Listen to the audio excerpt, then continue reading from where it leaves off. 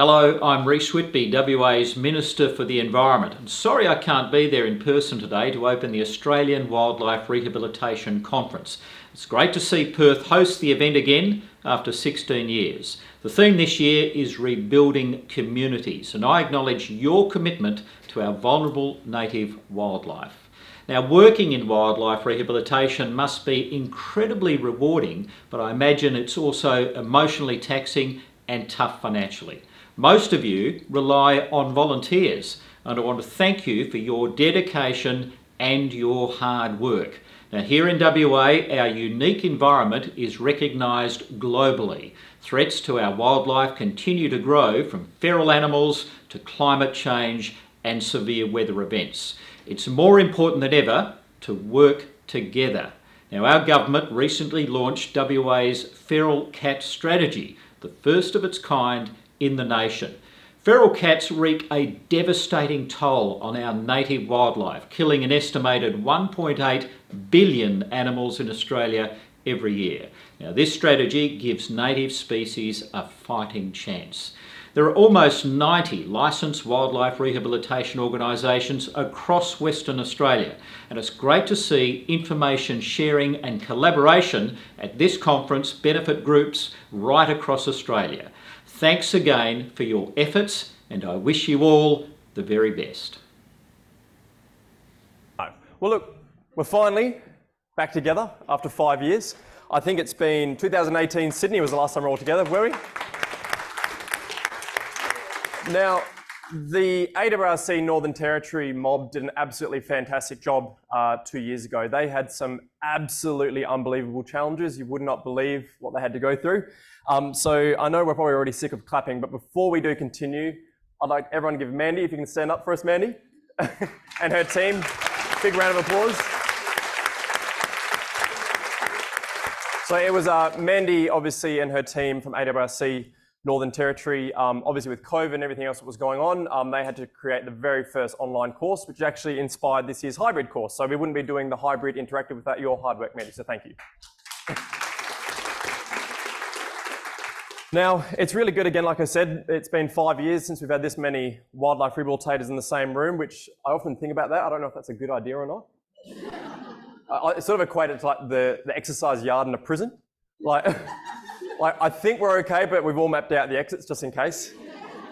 And instead of smuggling in like drugs and cigarettes, you've just all smuggled in joeys.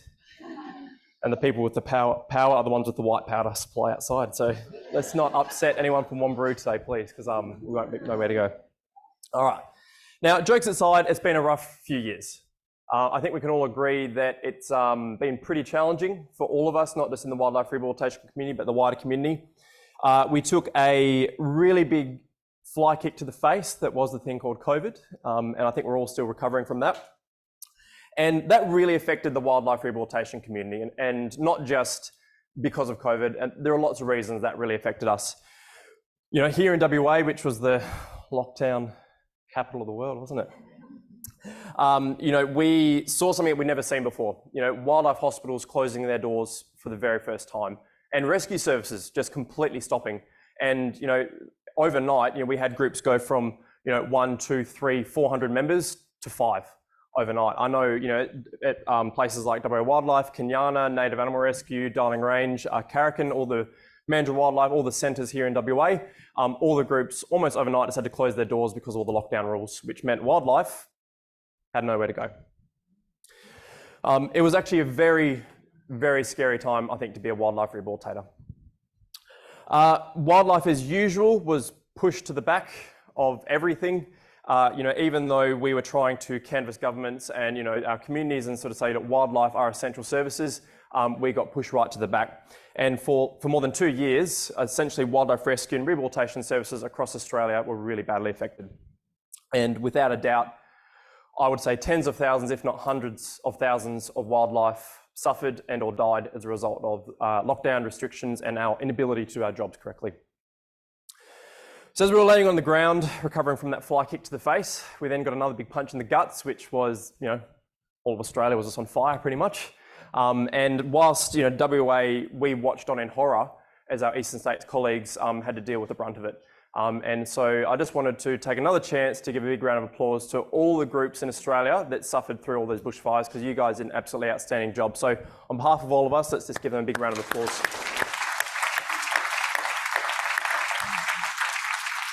You know, it really just felt biblical, didn't it? We had this pandemic and then we had these bushfires raging everywhere.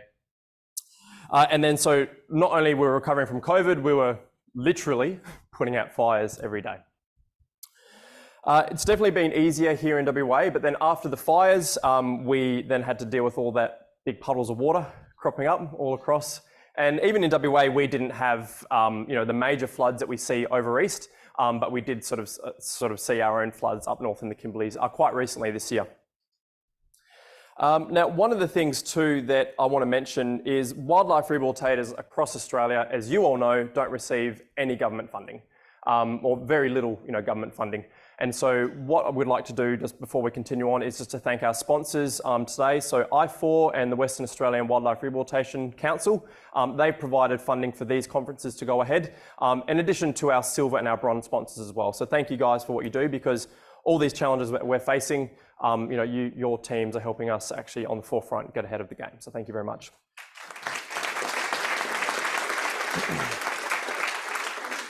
So we were literally putting out fires.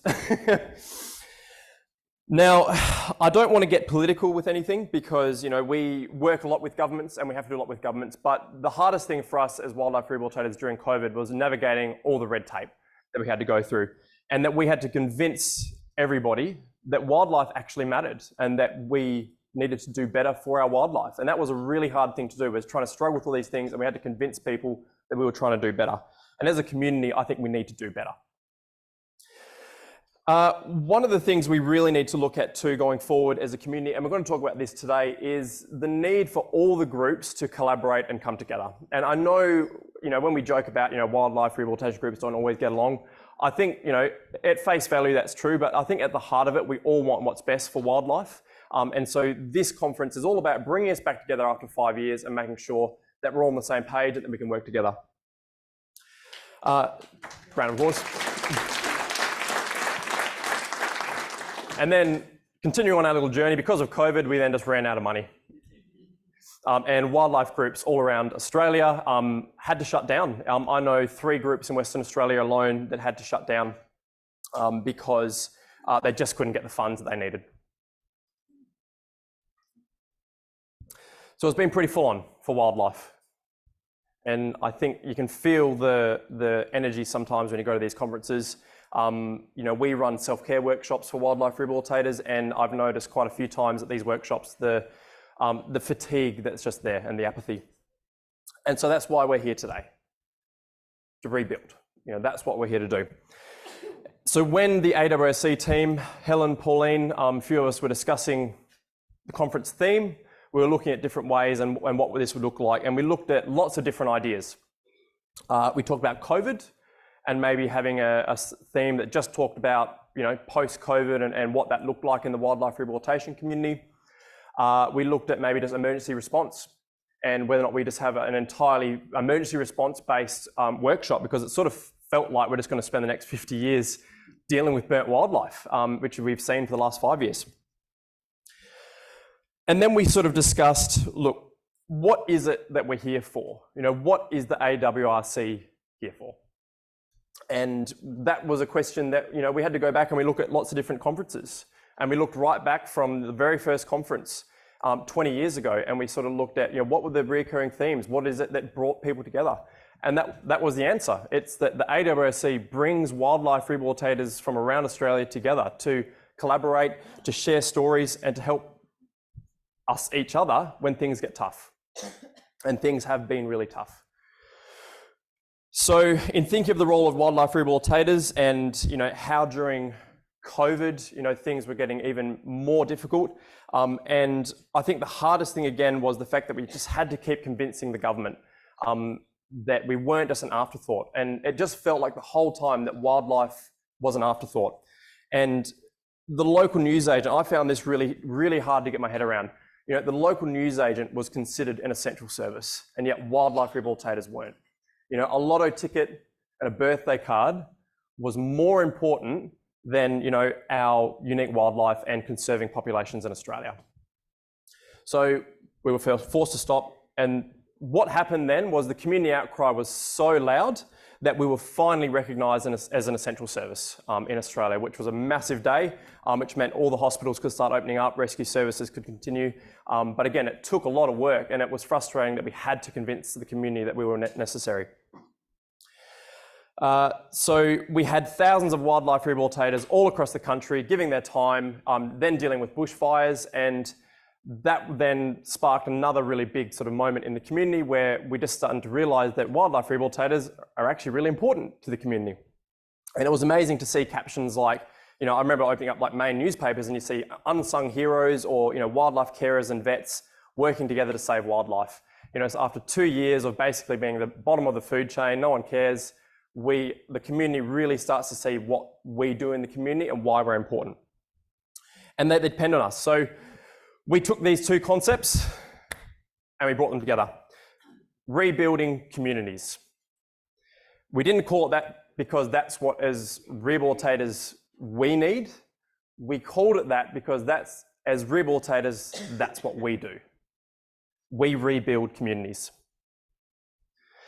We repopulate the rivers, the lakes, the wetlands, the bush, and even suburbia, the cities, with wildlife. And as we know, that is the only thing that is standing between us and our own extinction, is our precious wildlife. So before our first keynote kicks off, we're just going to play a short video. This poem, we believe, is what we as rehabilitators need to hold on to as we move forward. It's been a tough few years, and I know most of us are pretty well fatigued now. Hello. And we've pretty much felt defeated the whole time, or at least I have. But that's not a bad thing. I always think to myself, defeat is not a bad thing. That defeat really is what's going to rebuild communities. Thank you.